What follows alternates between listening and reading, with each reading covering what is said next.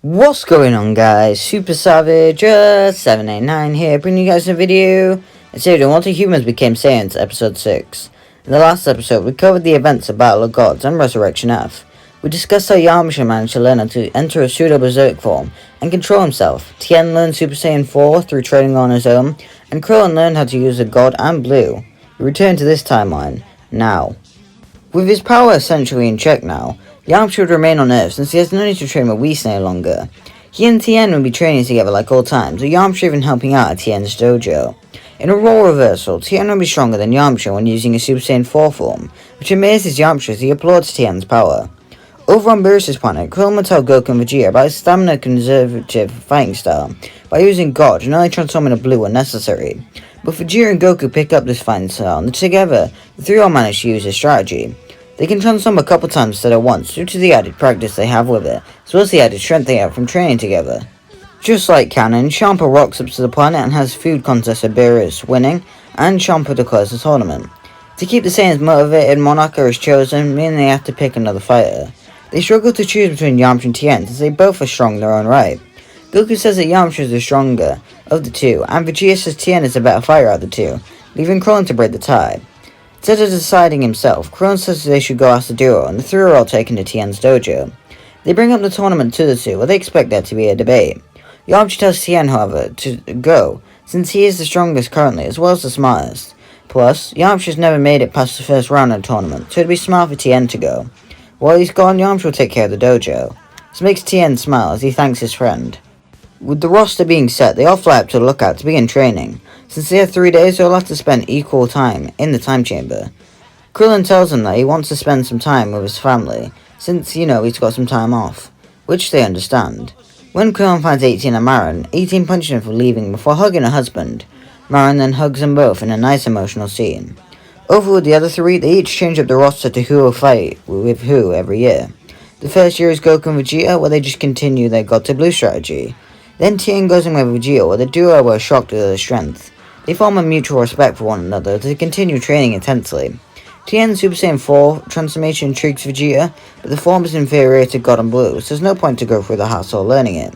Finally, Goku and Tien go in, where Tien sees how outmatched he is.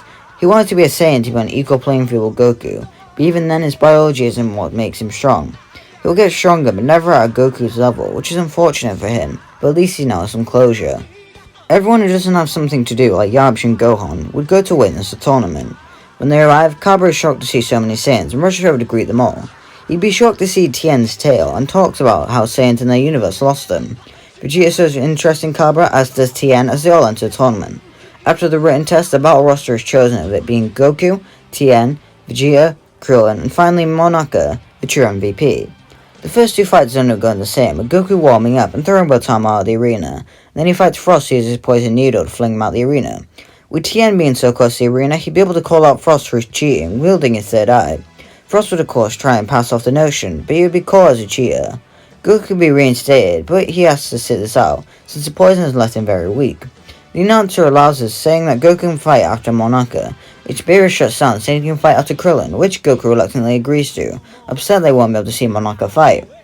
Next up is Tien vs Frost, who would now be exposed as a cheater. Tien tells Frost it is dishonorable to cheat in a fight, which Frost scoffs at. Deciding to teach Frost a lesson, Tien powers up to Super Saiyan 2, firing a powerful Kiko hood that hits Frost in a gold and blinding light, breaking his needle, sending immense pain through his body, that knocks him out of the arena unconscious. Tien would be breathing heavily, with Vegeta scoffing that it was dumb to use up so much energy for such a weak opponent. Krillin realizes what Tien did, and he explains that he doesn't want to fight someone who doesn't fight with respect, which Vegeta and Goku can kinda get behind. Next up in the arena would be Vegeta. Tien bows towards his opponent, wishing him a good match, which Vegeta tries to copy, falling over due to his immense weight. Even though the fight has begun, Tien waits for his opponent to get himself back up before he begins to fight him. Tien would punch Vegeta, which hurts his hand due to Vegeta being made out of metal. He dodges a punch from Vegeta as he realizes that brute force isn't going to be of use to him. He has to try and find an opening to exploit his opponent.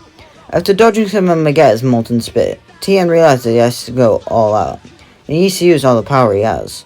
Vegeta throws a massive punch at Tien, which he catches, ignoring the pain from the metal impacting his flesh. He begins to try and push it back, struggling to do so. So when he remembers how to get more power, using the Four Witches technique to sprout 2 more arms, giving him the edge in combat. He grabs Vegeta's arm and throws it upwards before firing Kiko Ho times 10 point blank, sending a massive red blast that surrounds Vegeta. He begins to push Vegeta backwards gradually, the Metal Man having no way to counter it. Tien can tell that this may be his only opportunity, he just needs to hold out and push him off. He begins to try and channel all the ki into his beam, pushing his opponent back further and further. Eventually, Tien cannot hold out any longer. His body succumbs to the exhaustion as he falls out his Super Saiyan 4 form and collapses, barely able to remain conscious. Smoke clears from where his blast was, revealing Vegeta still in the arena, which annoys Tien. Before Vegeta can attack him, Tien declares his forfeit. Whis would heal Tien as he leaves the arena, apologizing to his allies that he couldn't win. Vegeta tells him that it was obvious he couldn't hold out for so long, using a form like that with a technique so taxing. At the very least, it did give him an idea as to how to beat Vegeta. Vegeta powers up to Super Saiyan, and would come in with a strategy of destroying the arena. When Vegeta spits at him, Vegeta calls him a dirty piece of trash, making Vegeta weak due to being upset, allowing Vegeta to ring his opponent out. The fight with Cabba goes the same, except for the ending. Instead of turning blue, Vegeta instead enters his God form, since he knows about the God to Blue strategy, and would be wanting to conserve his stamina for the final fight. When Hit enters the arena, Vegeta would enter Super Saiyan God, in preparation for how to beat Hit. He rushes at Hit the moment the fight begins, where Hit is mostly unfazed. He goes to use his time skip to dodge, but Vegeta would enter blue, which breaks out of the time skip, allowing Vegeta to land a solid blow on Hit, breaking his nose, flinging him backwards a fair bit. Taking him off guard, Vegeta reverts back to God, grinning. He asks Hit if he ruined his big gimmick, which annoys Hit. He begins to try and adapt his time skip to get stronger and stronger, eventually overpowering Vegeta, so his turn from God to blue wouldn't shatter the time skip. Hit takes his time to examine the blue form and understands Vegeta's strategy. Since Vegeta annoyed him much more in this timeline than prior, Hit would be torturing Vegeta almost. Using the time skip, he lands hard blow after hard blow, making Vegeta scream out in pain, unable to dodge. With a hard punch to the gut, Vegeta is knocked unconscious and flung out the arena. Without any intel about how to beat Hit, Krillin would be left with using nothing but his intuition to defeat the assassin. He transformed into God right away, with Hit telling Krillin that he figured out their big strategy, transform and impact, which Krillin pretends is such a shame. It's not like it will be what changes the match, since Krillin is such a tactician, he'll be able to think of a way to beat Hit. He reveals to Hit that he figured out his strategy as well about keeping his hands and feet hidden, which Hit smirks at, pulling his hands out ready for combat. Krillin deploys Goku's strategy, predicting where Hit will be, and uses blue when Hit goes in that location to land very hard blows, flinging Hit backwards, doing some serious damage. It makes Hit realize that he needs to change up his strategy, as he gets some distance to rethink.